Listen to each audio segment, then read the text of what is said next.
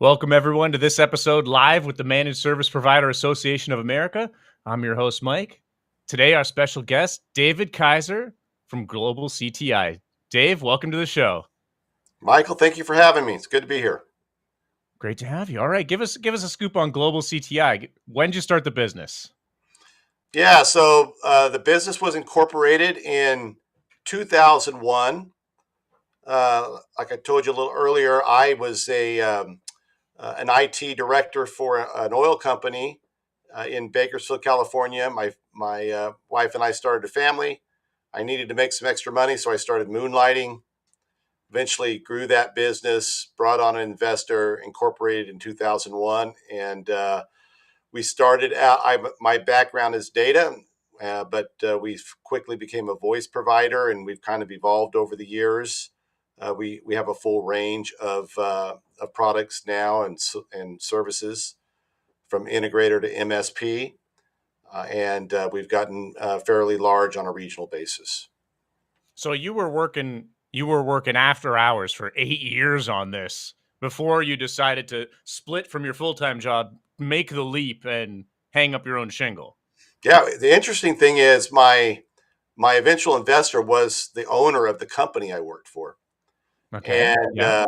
so in about 1995, 96, he could see that this was going to work out for me. He did not want to lose me. So he let me hire people, and he built me, or he moved in some temporary office buildings behind our existing refinery office, so he wouldn't lose me. Eventually, he invested in the business, and I went full time into this. But yeah, I had some help along the way with folks. But the first few years, yeah, I was working a lot of hours. Nice. What was the computer business like? It's like 30 years ago. Roll back the clock with us and paint the picture. Yeah, so when I started with that oil company in 2000, or I'm sorry, 1990, I was a computer science major in college. I had just graduated. I think we had a System 36 IBM. It was basically just in the back office, and in 1999, we went from there to 1999, where we built a new production plant, and I was part of the building that out because it was fully had distributed control. It was all controlled from a control room, all by IP and digital communication. So it kind of evolved quite a bit. In 1993, like I said, in 1990, we were a System 36. We kind of moved to a client server Windows system. I wrote all of the, and actually used Microsoft Access to start out, wrote all of the, I wrote a system for tracking rail cars across the country. I wrote all the back office software, everything in the back office. I custom wrote, between 92 and 95 or 96. So I did a lot of software development, and anyway, it was quite an experience. What was the .com boom? And because you're in California, that must have been home turf for you. What was that experience and like the Y2K hump for you, taking your business over that? Yeah. So for me, so if you're living through that, there was a lot of hype and not a lot of uh, you know bad results out of it. I think there was so much fear mongering beforehand. Most people got themselves uh, set up to not have any problems. But for me, the big thing at that time was the convergence of voice and data.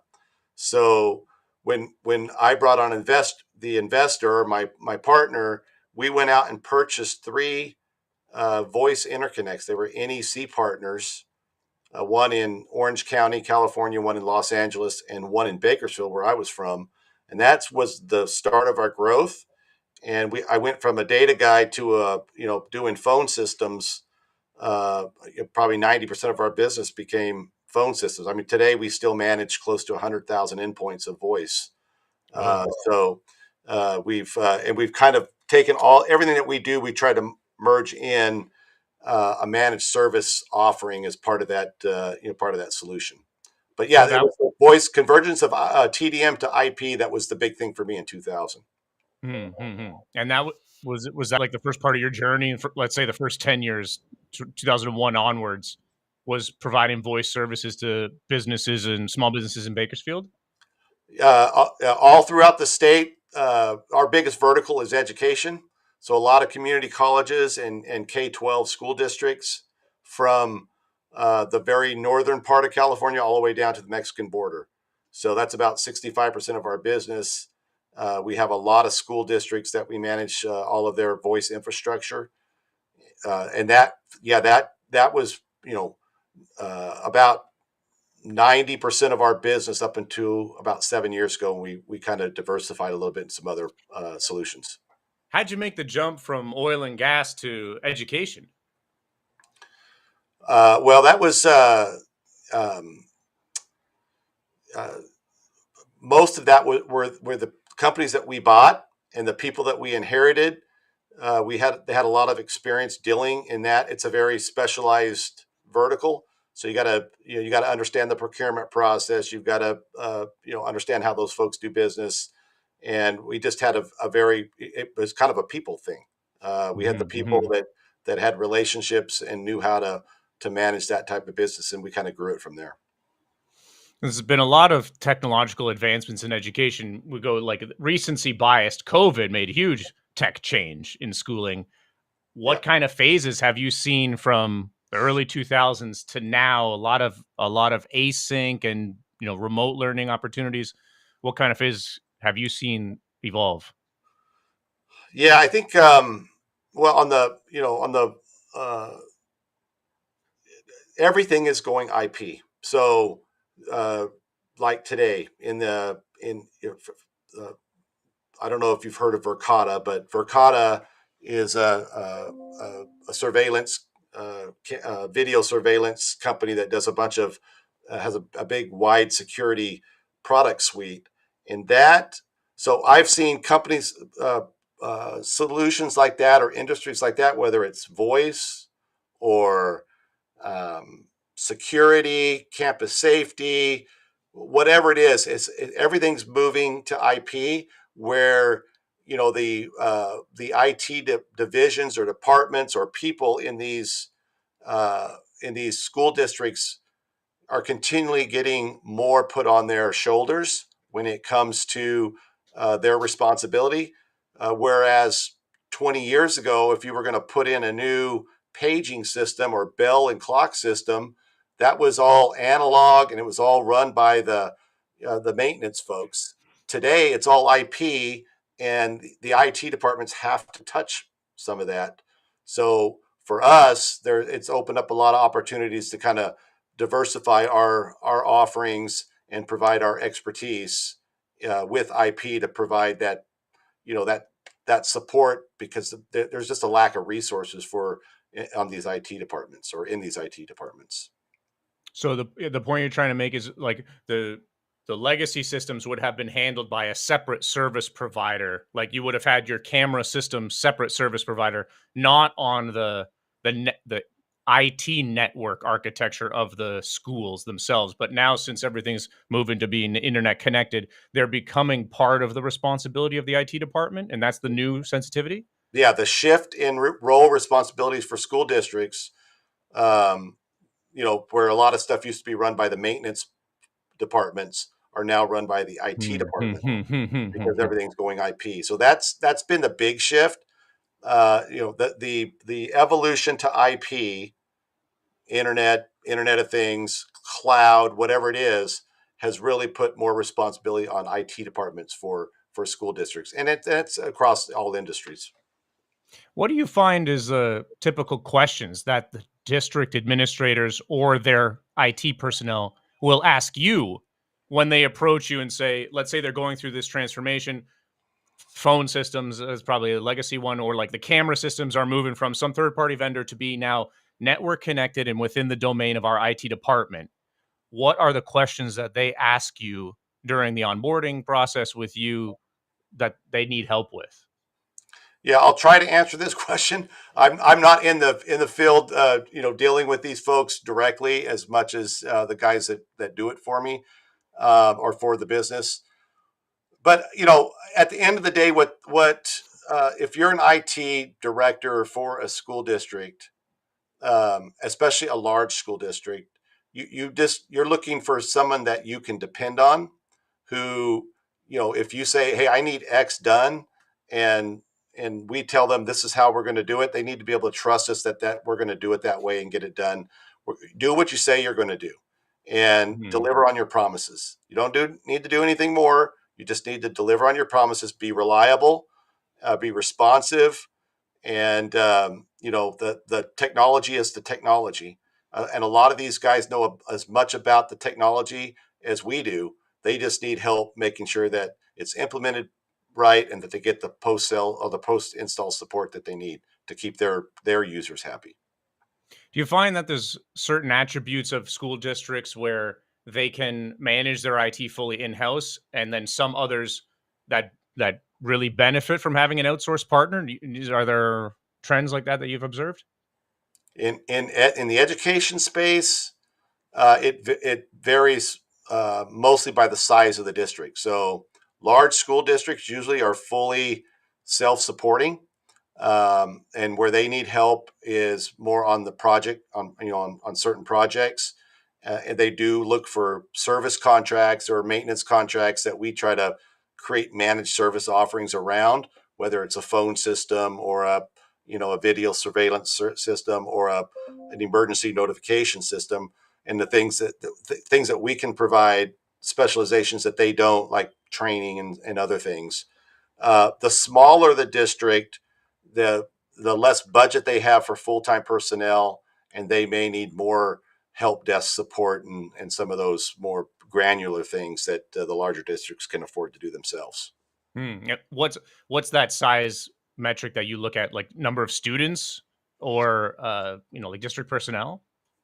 Uh, it's a combination of things, but generally it's number of students. So, if it's a school district with under 5 schools, uh, probably going to be pretty small. Maybe needs a little more help with some of the minutia detail stuff. If it's a district with 10, 20, 50 schools, they're going to be much more self-sufficient, have larger budgets, and do a lot of their own in-house support. And in California, we also have every county has an office of education, and that office of education does provide some support to those smaller districts as well. So again, it's just mostly size, district, who's running it, what they're looking for. They're just like any other customer. There's no one size fits all, and we Hmm. just try to build custom solutions to backfill what they need filled. What's the big topic floating around student data privacy these days? Yeah, I'm not. I mean, I'm familiar with it. I don't get that involved with it. I know I've talked to some folks that are at the Kern, where I live in Kern County, at the County Office of Ed, and some of their concerns about privacy. I think there's a lot of unknown still, and I think there's some a def. You've got some. I've heard there's a lot of Google users in education, especially K-12, and a lot of fear about the privacy of that student information that's in there. But it's a big deal. But I think there's a lot to be ferreted out there before we see these are the lines you've got to follow to for them, because I think there's a lot of gray there still. A lot of Chromebooks in education. A lot of Chromebooks, yeah. Do you got a number of how many Chromebooks you're supporting right now? We don't have any uh, when it comes to data support. We target customers on the private sector side. So for our help desk and our cybersecurity stack, that makes up about we're about a $40 million a year business. So that makes up about 15% of our business, the data, and it's all businesses with between 50 and 300 users on the private sector size. Cool. I was going over your website and saw the origin story about the farm. Give us the 1 minute scoop on where that came from. Yeah, I was born. My family still farms, and that's where I was born. Went to a little country school, and And that's kind of, my big, what I consider separates Global from everybody else that we compete against is, and what I've learned over the years is, we're not in, we're a for-profit business, and we need to make money to stay in business, but that's not why we're in business. We're in business to support a mission, and making money is a byproduct of that mission. I kind of have a certain core set of values, and when we hire people, we try to hire according to those core set of values, and those values are what I learned growing up on a farm. And where my dad would go do, in the 70s and 80s, he would do $100,000 deal with a handshake. There were no contracts involved, and that's just kind of how I do business. As far as, you do what you say you're going to do. Your word means something. Learned a very strong work ethic, and I think I developed some strong values growing up out there with in the middle of nowhere. Fantastic. Well, David, great having you on the show and giving you the opportunity to tell your story. Everyone, David Kaiser from Global CTI. Dave, people can find you at gcti.com, and you're linked on this LinkedIn video. Great hearing your story, David. Thanks for joining us. Thank you, Michael. I appreciate it. Good to be here.